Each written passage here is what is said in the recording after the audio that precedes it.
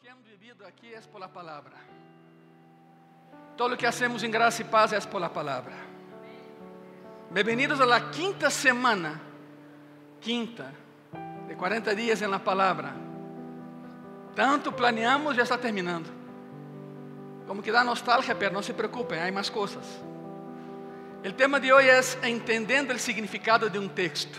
Y escogí para hacer un ejercicio con ustedes otro texto muy problemático en la palabra, porque no ha sido bien interpretado. Muy bien. La semana pasada mencioné que independientemente del tipo de estudio que hagas tú, estudio bíblico que hagas tú, siempre vuelve y regresa a 4 categorías principales: observación, interpretación, correlación y aplicación. Eso hablamos hace una semana. Bienvenido a aquellos que nos están viendo también por internet. Dios te bendiga, Dios te ama. Bienvenido a Gracia y Paz. Aquí se predica la palabra de Dios, solo la palabra de Dios. Hoy quiero meterme en la quinta semana que está por allá, a la interpretación de la Biblia. Te daré herramientas para que puedas leer un pasaje e interpretarlo correctamente. Porque si es incorrecto será herejía y no queremos ser heréticos. La gran pregunta es: ¿cómo puedo entonces entender, pero de verdad, el significado de un texto bíblico? Vamos a empezar. Miren eso, por favor, ponga atención porque es mucha información. Después no quiero que me acusen de dar tanta información. Pero así es esto. Bienvenido a Gracia y Paz. Aquí sí damos información. Aquí sí capacitamos a gente, a personas. La Biblia enseña que Dios no solo espera que seas fiel en tu vida, Él espera que seas fructífero en tu vida, que dé frutos.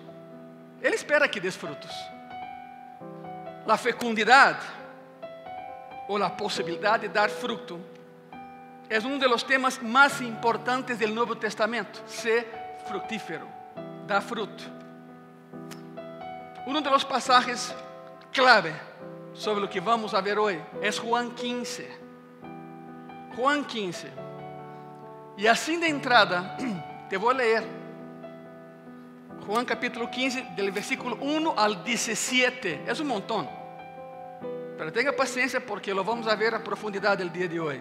Juan capítulo 15 del 1 al 17. La palabra dice así: yo soy la vid verdadera. Y aquí empieza el fruto. Desde el inicio empieza el fruto. ¿Okay? Yo soy la vid verdadera y mi Padre es el labrador. Todo pámpano que en mí no lleva fruto lo quitará, y todo aquel que lleva fruto lo limpiará para que lleve más fruto. Ya vosotros estáis limpios por la palabra que os he hablado. Permaneced en mí y yo en vosotros. Como el pámpano no puede llevar fruto por sí mismo si no permanece en la vid, así tampoco vosotros si no permanecéis en mí. Yo soy la vid, vosotros los pámpanos. Y el que permanece en mí y yo en él, este lleva mucho fruto, porque separados de mí nada podéis hacer. El que en mí no permanece será echado fuera como pámpano y se secará, y lo recogen y los echan en el fuego y arden. Si permanecéis en mí, mis palabras permanecen en vosotros, pedid todo lo que queréis y os será hecho. En esto he glorificado mi Padre, en que llevéis mucho fruto y seáis así mis discípulos. Como el Padre me ha amado, así también yo os he amado. Permaneced en mi amor. Si guardareis mis mandamientos, permaneceréis en mi amor, así como yo he guardado los mandamientos de mi Padre y permanezco en su amor. Estas cosas os he hablado para que mi gozo esté en vosotros y vuestro gozo sea cumplido. Este es mi mandamiento, que os améis unos a otros como yo os he amado.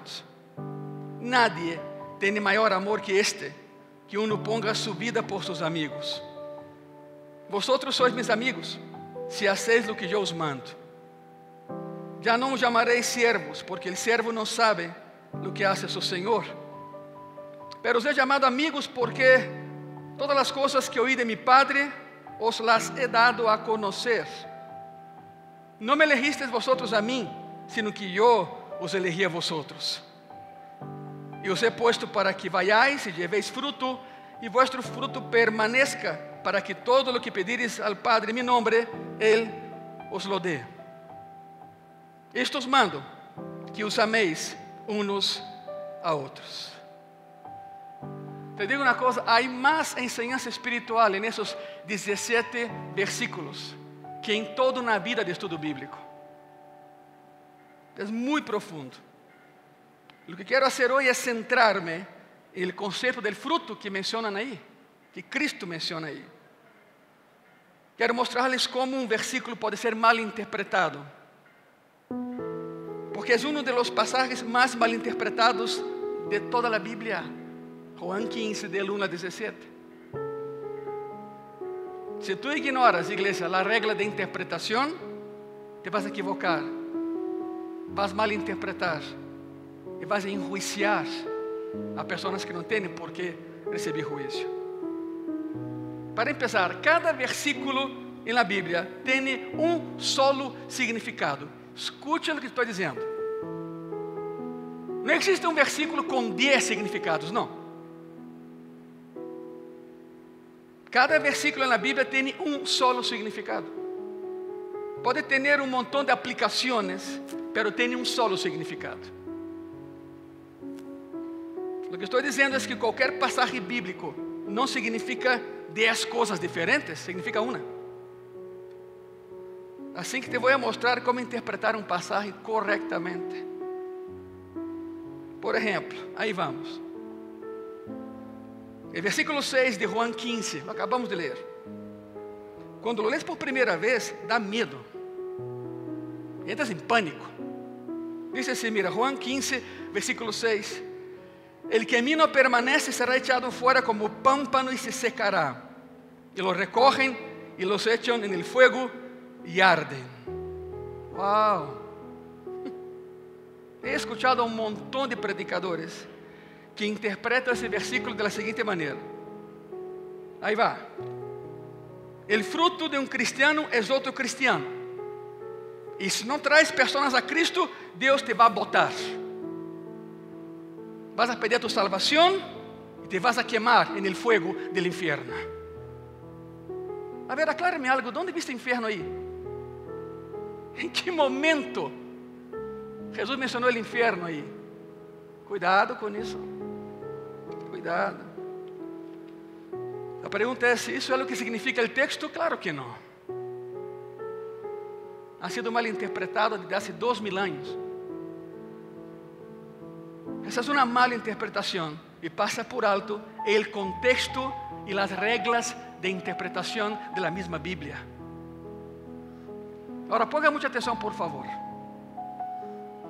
Principio número 1 de interpretación, son 4. Principio 1. Considera el contexto. Para que entiendas Juan 15, tienes que empezar a leer desde Juan 13. Porque es una sola plática, en un solo lugar, en una sola noche, en una misma situación, a un mismo grupo de personas. Y la plática empieza en Juan 13. ¿Cómo quieres interpretar a Juan 15 sin haber leído 13, 14, 15, 16? No, no es así. Contexto. Considera el contexto. Lo primero que tienes que hacer es preguntarte, ¿quién está hablando aquí y por qué? La pregunta es esa. ¿Quién está hablando aquí y por qué? ¿A quién le está hablando y por qué les dice esas cosas? Son preguntas que tienes que hacer al texto. ¿Quién está hablando y por qué? ¿A quién está hablando y por qué le dice esas cosas? Iglesia Gracia y Paz de personas que nos ven, miren eso. Hasta que no sepas quién, qué, cuándo, dónde y por qué, no sabes absolutamente nada del versículo. No lo sabes. La pregunta obligada es, ¿qué significa eso para los oyentes originales? antes de ver a palavra, a ver, Senhor, que tens para mim hoje? Não. Tens que entender o que significava isso para os primeiros oyentes há 2000 anos. Esse é o significado original do texto. Não devemos começar buscando uma aplicação para hoje. A pergunta é: ¿qué significava para a gente com a qual ele estava falando há 2000 anos? Primeiro é isto. O pasaje de Juan 15 é um pasaje sobre levar fruto. Hoje estamos falando, a semana número 5 de 40 dias na palavra, estamos falando como interpretar a Bíblia. O pasaje de Juan 15 é um pasaje sobre levar fruto e está justo em meio de uma conversação de 4 capítulos. Acuérdense que há 2000 anos não havia coma, nem ponto, nem nada, era todo de corrido, nem havia capítulos. Uma conversação onde todo se dijo en la misma noche, al mismo grupo de pessoas, en el mismo lugar, en una misma situación. Jesús sabía que en algunas horas lo iban a crucificar. El contexto es este. Fue su última plática con el grupo. Cuando alguien está para morir, las últimas palabras se cuentan, sin tener un peso. Cristo sabia que em determinado momento dessa noite venderiam por ele e jamais se reuniria com seu grupo, tal e como foi dessa ocasião. Seu ministério público estava terminando. A última conversação de Jesus antes de ir à cruz. Jesus passou 3 anos e meio com seus 12 discípulos, capacitando-los para seguir o ministério depois que ele muriera, ressuscitara e finalmente regressara ao céu. Los preparou. Ele quer passar tempo com eles e los leva a um lugar privado para ter uma conversação privada. O que Jesus está dizendo nesse passagem, não lo está dizendo em uma igreja, em uma praça pública, não está dizendo a uma multitud, não, está dizendo a seus seguidores mais cercanos, a seus amigos mais cercanos. Em Juan capítulo 13, 14, 15 e 16, temos uma larga plática, é uma sola plática, uma larga conversação com as mesmas pessoas e na mesma noite. E em Juan 17, se termina a plática, porque ora por eles, e então é arrestado, azotado, torturado, humilhado e crucificado. Todo culmina em Juan 17. Como todas parte de um solo contexto, para entender o capítulo 15, tens que começar, igreja, por capítulo 13. Aí começa a plática. Para entender o contexto, deves ler os versículos anteriores e posteriores do texto estudado. Porque se tu sacas Juan 15, 6, o contexto, não há como explicar isso.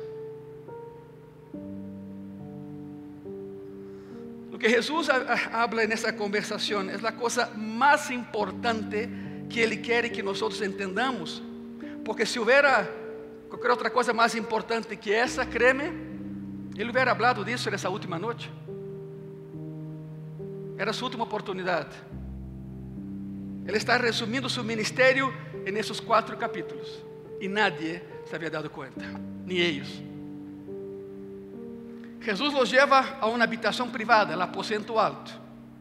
De hecho, já hicimos toda uma série sobre o aposento alto em Graça e Paz. Se não la viste, busca em YouTube da igreja, aí está a série. Facebook da igreja, eu não sei, as plataformas da igreja. Lo lleva al aposento alto y entonces empieza esa plática. Juan 13. Regresemos a Juan capítulo 13. Versículo 1 a versículo 5. Antes de la fiesta de la Pascua, sabendo Jesús que su hora había llegado para que pasase de este mundo al Padre, como había amado a los suyos que estaban en el mundo, los amó hasta el fin. Y cuando cenaban, como el diablo ya había puesto en el corazón de Judas Iscariote, hijo de Simón, que le entregase, sabiendo Jesús que el Padre le había dado todas las cosas en las manos y que había salido de Dios y a Dios iba, se levantó de la cena, se quitó su manto y tomando una toalla se la ciñó. Está pensando, pastor, ¿qué tiene que ver el lavar los pies con todo? Y lo vas a ver. Luego puso agua en un lebrillo y comenzó a lavar los pies de los discípulos y a enjugarlos con la toalla con que estaba ceñido. Una toalla que medía 2 metros. ¿Por qué 2 metros? Porque el esclavo ataba una parte en su cintura, la otra parte en su brazo, y cuando terminaba de lavar los pies, secava, y cuando se empapaba la toalla, usaba su propio cuerpo para torcerla, y dolía mucho. O algún otro esclavo agarraba una extremidad y la giraba para quitar el agua, el exceso de agua. Y se armó la confusión. Dijeron, ¿cómo es posible que haga eso? Quizás estés pensando, mano, es que los pies no estaban tan sucios. ¿De veras? Un calor de desierto, todos sudados y sudorosos. En Jerusalén no había asfalto ni cemento, era tierra. Con el agua del sudor se hacía lodo. ¿Quiere que siga? No, ¿verdad? Mejor dejemos así. Los pies estaban asquerosos. Cada persona que caminaba por Jerusalén tenía que lavar los pies, llegando a algún lugar para comer, porque los pies estaban asquerosos. Además, había la extraña costumbre de que no se usaba sillas, no había sillas. Lo que había eran almohadas gigantescas. Las mesas parecían mesas japonesas, bien chiquitas, bien bajitas así. Y el judío comía recargado. Se recargaba una almohada y comía. Claro que cuando tú te recargas en una almohada y pones tus pies para allá, y hay alguien del otro lado, ese alguien va a estar oliendo tus patas. ¿Te imaginas la asquerosidad? Si no la lavas, estás comiendo y de pronto da así, se acabó el apetito. Nada más mirándolo, por eso lavaban los pies, pero eso lo hacía un esclavo. Y ninguno de ellos se prestaba a eso. Todos se servían a ellos mismos. Por eso la sentencia. Jesús hace algo absolutamente inesperado. Como nadie lo hacía, se levantó y lo hizo. El Rey de Reyes, Señor de Señores, el Creador del universo, envolve una toalla alrededor de sí mismo y comienza a lavar los pies de sus discípulos. Y ellos no pueden creer lo que están viendo. Les estás sirviendo como el más humilde siervo, como el esclavo de todos ellos. Wow. Chegamos, hay más. Para entender Juan 15:6. Juan 13, versículos 6 y 7. Entonces vino a Simón Pedro, y Pedro le dijo, Señor, ¿tú me lavas los pies? Respondió Jesús y le dijo, lo que yo hago, tú no lo comprendes ahora, mas lo entenderás después. Es curioso porque casi nunca sabemos lo que Él está haciendo cuando lo está haciendo. Tenemos la ventaja de la retrospectiva. Cuando miramos hacia atrás, es que entendemos lo que hizo. Es muy raro que sepas y entiendas lo que Dios está haciendo en tu vida cuando lo está haciendo. Por lo general, solo en retrospectiva y mirando hacia atrás podemos entender, Señor, ahora entiendo, perdóneme. Ahora entiendo. Juan 13, versículo 8, versículo 9. Pedro le dijo, y mira, está subrayada 2 palabras ahí. No me lavarás los pies jamás. Bem Pedro, ¿no? Ahí está Simón. Jesús le respondió, si no te lavare, no tendrás parte conmigo. Le dijo Simón Pedro, Señor, no solo mis pies, sino también las manos y la cabeza. A ver, Pedro, tu pata. Y Pedro, no, Señor, ¿qué pasó? No me lavarás jamás. Entonces no eres mío. Señor, báñame completo entonces. Dame um regaderaço, Senhor, por favor. Se não te lavo, não tem parte comigo. Se tu te das conta, há uma contradição aí.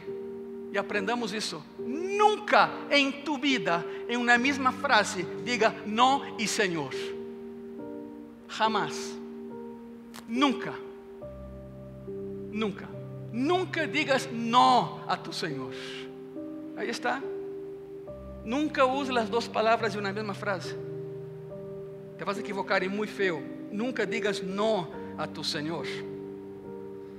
Juan 13, versículo 10 e versículo 11.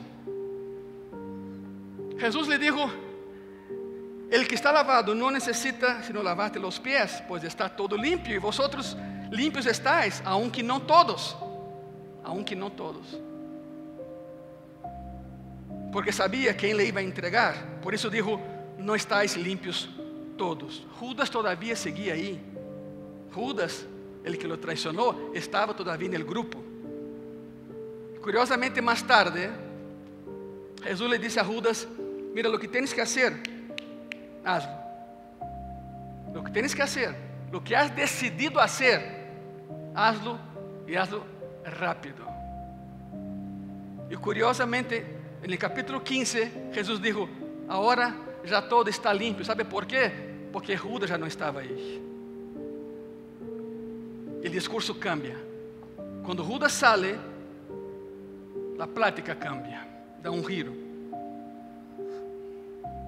Juan 13, del 2 al 14. Así que, después que les hubo lavado los pies, tomó su manto, volvió a la mesa y les dijo: ¿sabéis lo que os he hecho?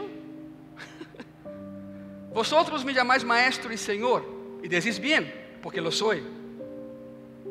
Pues si yo, el Señor y maestro, he lavado vuestros pies, vosotros también debéis lavaros los pies los unos a los otros. Iglesia, no es tanto la práctica de lavar pies, es servicio. Sirvan unos a otros. El mensaje es ese. No te autosirvas, sirve a los demás. La única manera de servir a Dios es sirviendo a los demás.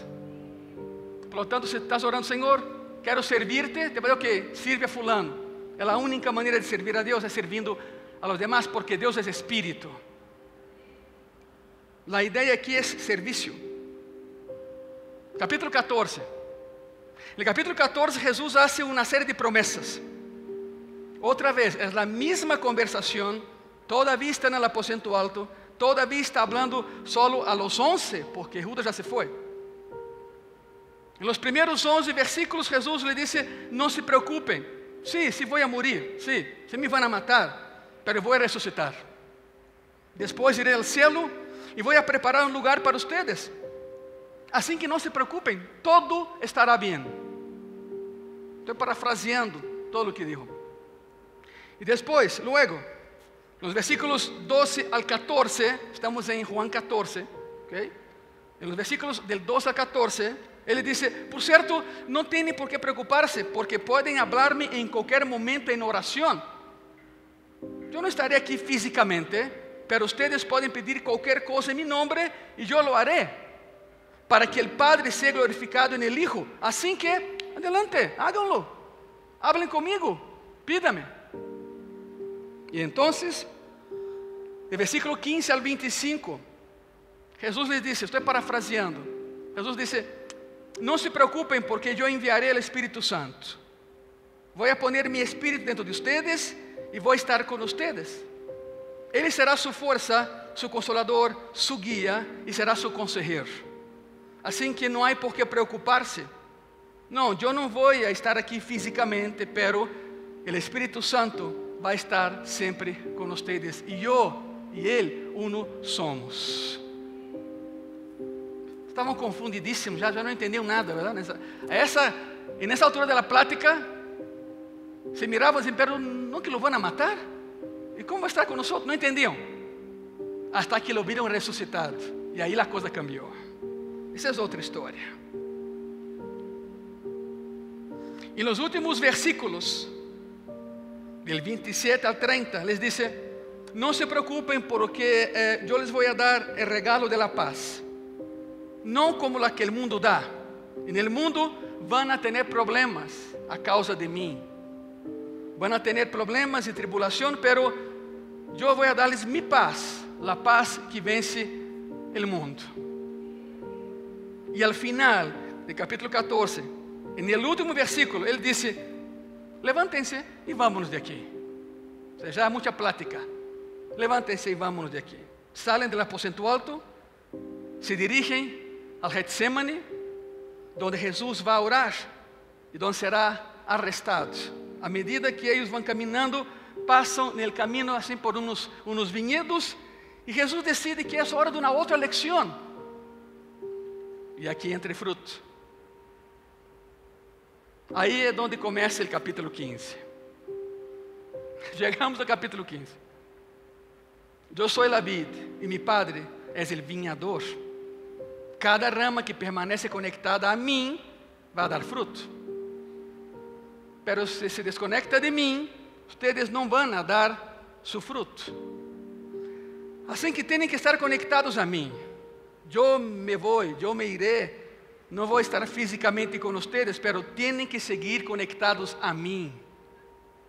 No se alejen de mí. Y entonces, al final de esta lección, él dice en el versículo 11: les he dicho esto, o sea, todas estas cosas acerca de servir, de amar, sobre el cielo, acerca de cómo siempre se puede orar, sobre el Espíritu Santo, sobre el regalo de la paz y acerca del fruto, para que tengan mi alegría y así su alegría sea completa. Permanezcan en mí para que sean gozosos y alegres. Eso se llama contexto. ¿Quién está hablando? Jesús. ¿Por qué está hablando eso? Para darles ánimo. Porque ya no me van a ver, físicamente ya no. Bueno, voy a resucitar, estaré entre ustedes por 40 días, después ya. Pero siempre estaré con ustedes. Conociendo el contexto, ok, vimos todo eso. Toda esa plática es para darles ánimo, aliento. Ahora, contesta tú en tu corazón, conociendo el contexto que acabamos de estudiar, ¿qué piensas que Jesús quiso decir cuando está tratando de dar palabras de aliento a sus discípulos? ¿Qué cree que está pasando ahí? Imagínate, muchachos, si no dan fruto, se van a estar separados de mí, se van a quemar y pudrir en el infierno. Ah, pero les digo todo eso para que tengan alegría, para que tengan ánimo, y así tu gozo sea completo. ¿Te suena lógico eso? No. Entonces el contexto es otro. Es todo lo contrario de dar ánimo, es acabar con la persona. El contexto desmiente la idea de que Cristo está hablando del infierno. No hay nada del infierno ahí, ninguna mención del infierno. El contexto hace que la interpretación simplemente no sea lógica, no tenga sentido. Y han predicado eso desde hace 2000 años. Si el primer principio de interpretación es considerar el contexto, ¿cuál es el punto 2? Todo eso fue el punto 1. Regla número 2 de interpretación: define las palabras clave. Hay palabras clave ahí. Las palabras pueden tener múltiples significados. Así que cuando lees un versículo en la Biblia y ves la palabra fuego, no necesariamente es infierno, no necesariamente la perdición. En este pasaje de Juan 15 aparece la palabra fruto y se utiliza 58 veces en el Nuevo Testamento. Y tiene por lo menos 10 aplicaciones diferentes. No se puede significar, simplemente asumir automáticamente que sabes lo que una palabra significa si no la has estudiado en todas sus acepciones en la Biblia. Si Deus dice que estoy dando frutos, en Juan 15 Jesús está diciendo que isso é tão importante que é uma das últimas coisas que Ele vai falar, então é melhor que entendamos muito bem o que significa o fruto. Isso nos leva ao ponto número 3, o terceiro princípio de interpretação bíblica, que é este: interpreta versículos pouco claros com versículos completamente claros. Ayúdense. Quando lemos Juan 15, nos encontramos com 3 características del fruto. Miren isso, nada mais aí. 3. ¿Qué significa tener fruto espiritual? Lo encontramos en los versículos 4, 8 y 11. Escute isso, de Juan 15. Juan 15, versículo 4. Permaneced en mí y yo en vosotros. Como el pámpano no puede llevar fruto por sí mismo, si no permanece en la vid, así tampoco vosotros, si no permanecéis en mí. La primera característica del fruto espiritual es esta: dar fruto es consecuencia de permanecer en Cristo.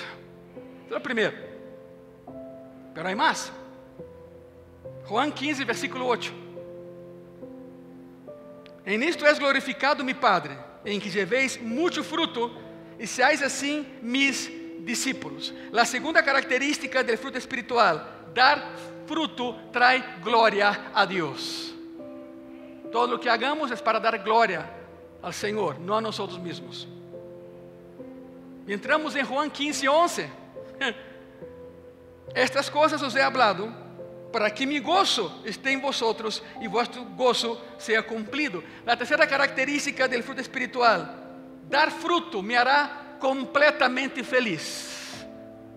Completamente feliz. Cuarto princípio, va rápido isso. Cuarto princípio de la interpretación correcta de la Biblia. Número 4, busca el significado más obvio, el más lógico. ¿Sabe por qué? Ponga mucha atención. Muchas personas intentan buscar algún significado profundo en la Biblia, algún significado oculto en la Biblia, algún significado secreto en la Biblia. Te digo una cosa, si vas buscando algún significado secreto, oculto, misterioso, esotérico, te vas a perder de toda la Biblia. Porque la Biblia no tiene secretos. La Biblia no es un libro de secretos. El propósito de la Biblia no es ocultar, es revelar. Así que no hay nada oculto en la Biblia. Hay un montón de libros decodificando la Biblia. El código secreto. ¿En serio? Hay cristianos que no leen la Biblia, pero se la pasan leyendo un libro sobre la Biblia. Dime tú si es lógico eso. Eu quando era niño e vi a película Indiana Jones e Em Busca del Arca Perdida, me volví louco. E perguntei a mi papá: papá, ¿dónde puedo leer sobre el arca de la alianza? Mi papá agarra la Torá y me hace así. Ahí. Y yo solté despacito, Ele casi rompió su mesa, su escritorio. Ahí.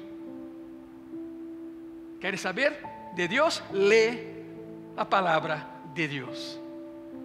Hay cristianos que se la pasan leyendo libros sobre la Biblia, pero nunca leen la Biblia, porque dicen que no tienen tiempo y que están cansados de tanto leer. La Biblia no está oculta, la Biblia se revela. Entonces, ¿qué es lo obvio sobre el versículo 6? Juan 15, 6. Ya vimos que ahí no hay infierno. Hay fuego, sí hay fuego, pero no es infierno. Regresemos a Juan 15, 6. El que en mí no permanece será echado fuera como pámpano y se secará. Y los recogen y los echan en el fuego y arden. ¿Viste algo de infierno ahí? No. Fuego no significa infierno. Es más, Dios sana con fuego. Dios purifica con fuego. Dios moldea con fuego. Entonces no todo fuego es del infierno. Cristo está caminando con sus discípulos, deja el aposento alto, baja por la calle derecha, cruza el atrio de los reyes, cruza el puente real, toma a su izquierda, sale de Jerusalén, pasa por el Cedrón, que es un arroyo, y va en dirección al Getsemane. Porque va a orar, porque sabe que vienen por él. Pero todavía hay tiempo para una última lección. Cristo está caminando con sus discípulos y pasan por un viñedo. Y aprovecha la ocasión para la última lección. El propósito de un árbol frutal es dar fruto. Si no da fruto, no está cumpliendo con su propósito. Así que Cristo dice, ¿para qué sirve un árbol frutal estéril? Para nada, a menos que lo usen como leña. ¿Sabe? Personas que piensan, no, pues yo fui cristiano, tenía un ministerio, lo abandoné, lo boté, ya no sirvo. ¿Qué crees? Sí sirves. Todavía hay fuego en tu alma. Todavía se puede. ¿Cómo se cocinaba los alimentos en aquellos días? Con leña. Ellos no tenían gas, no tenían electricidad, claro que no. Todo se cocinaba con leña. Así que, si tenías toda la madera ahí de un árbol cortado, no la vas a tirar. Aprovechas como leña y de ahí comes y de ahí te alimentas. Cristo está diciendo lo siguiente: un árbol frutal estéril no puede cumplir su propósito primario, pero todavía puede ser útil como leña. Todavía puede alimentar a personas. Todavía puede dar calor a personas. ¿Te acuerdas de que hablamos? Nunca digas no al Señor. Nunca digas no al Señor. No está hablando del infierno. Aquí no hay nada de infierno. No está hablando de salvación. No hay nada de perder salvación aquí. Desde luego no estaríamos hablando de ir al infierno diciendo, mira, todos van al infierno, pero digo eso para que todos sean felices. O sea, eso no suena nada lógico. Simplemente no es lógico. Un texto sin contexto ¿es qué? Pretexto. Cuidado con eso. Señor, es que yo ya no oro, ya no ayuno, ya no tengo el gozo de antes. ¿Sabe qué pasó? Está el árbol y tú te alejaste como pámpano, está secando.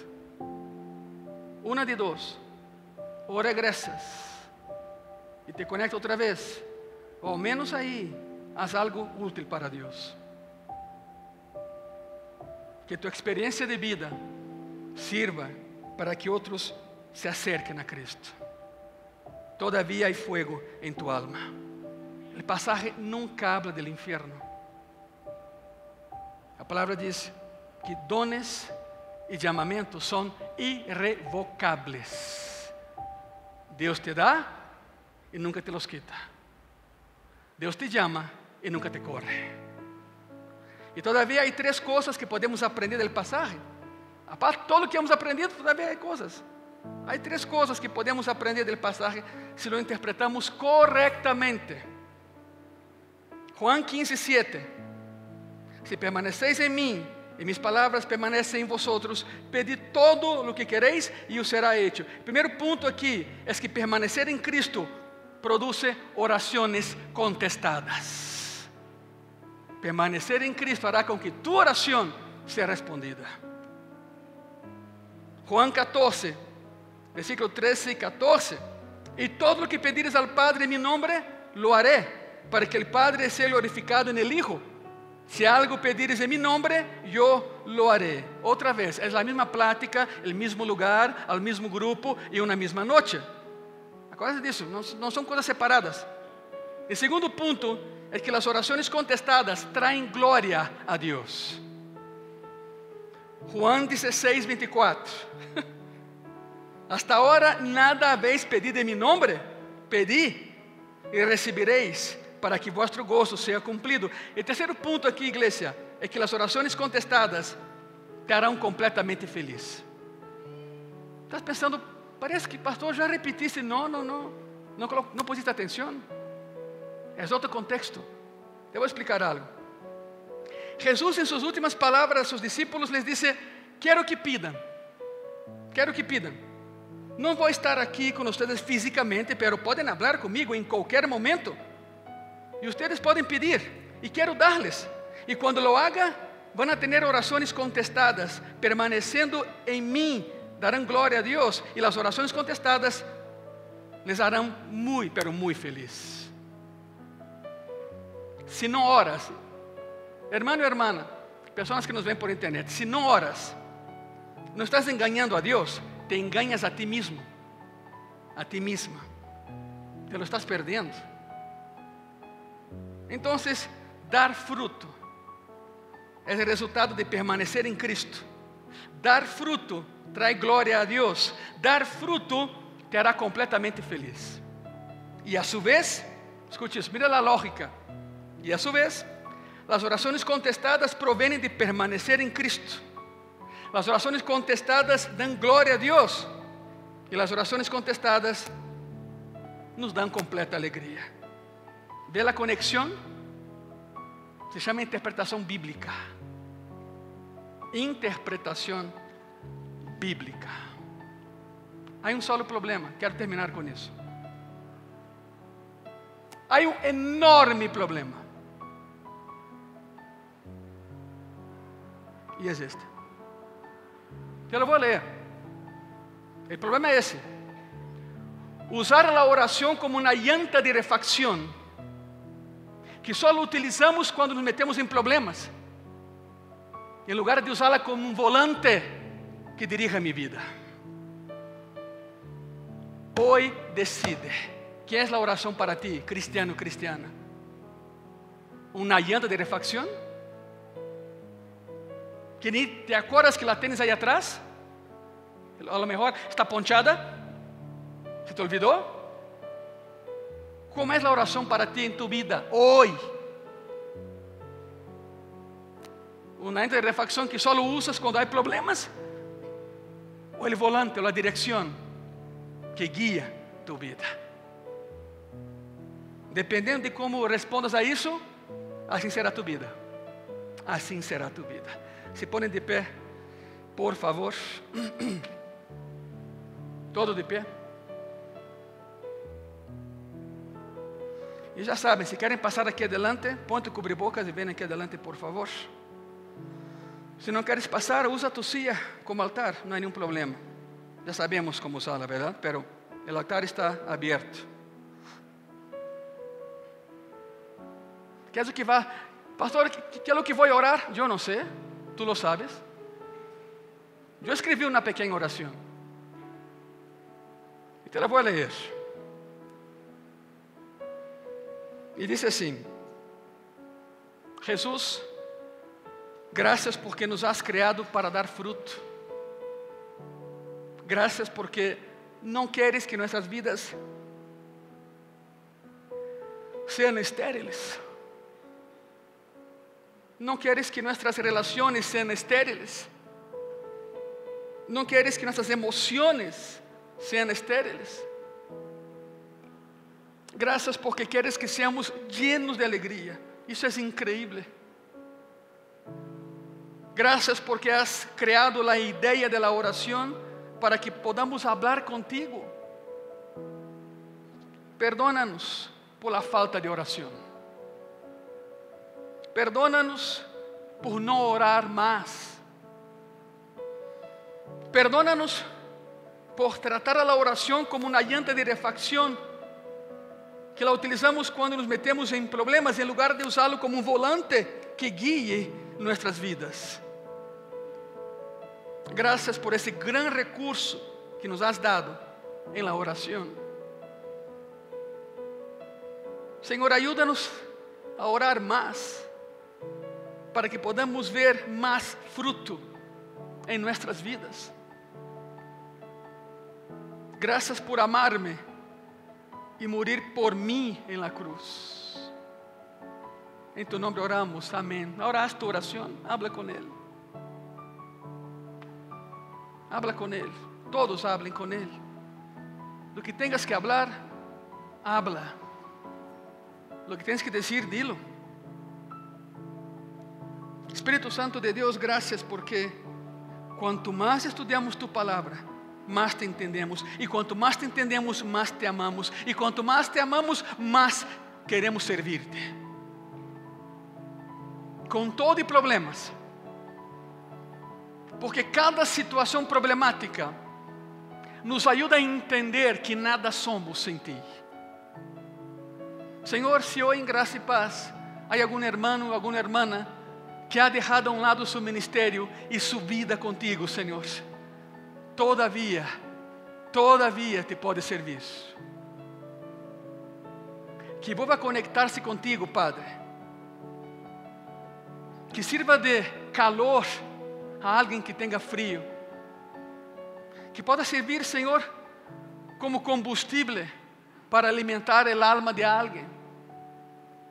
Porque todavia é possível o regresso. Todavia há possibilidade de servirte, Senhor. Quizá os primeiros frutos já não se deem, porque esse pâmpano está desconectado da vida. Mas aún assim, Senhor, há oportunidade de servirte. Aqui está meu irmão, minha irmã. Sé com eles, sé com ellas, e glorifica-te em cada coisa que hagamos em Graça e Paz, Senhor. Porque não é por nós, é por ti. Quizá em la intenção de melhorar, cometemos errores. Pode ser, Padre, que en el intuito de avançar, hablamos sem pensar. Pero todo isso leva como trasfondo e como fondo, Senhor, a ser melhor a obra para a qual Tu nos has chamado. Por lo tanto, perdónanos as ocasiões em que hablamos antes de orar. Ayúdanos, Senhor, a orar mais e mais, não menos e menos. Habla com Ele, agradece. Graças, Senhor. Graças, Padre. Todavia há fogo em minha alma. Dile, Senhor, todavia há fogo em meu coração. Todavia quero, todavia puedo. E Tu lo quieres, Senhor, e Tu lo puedes. Graças, Padre. Agradezco a Deus. Dile graças, por favor. Amém e amém. Se ponem de pé, por favor, igreja. Assim se interpreta a Bíblia. Fora disso, é heresia. Fora disso, não há como interpretar logicamente a Bíblia. A Bíblia não é algo oculto, é algo que se revela. Basta mirar, basta ler, basta buscar, basta orar. E dessa maneira hemos aprendido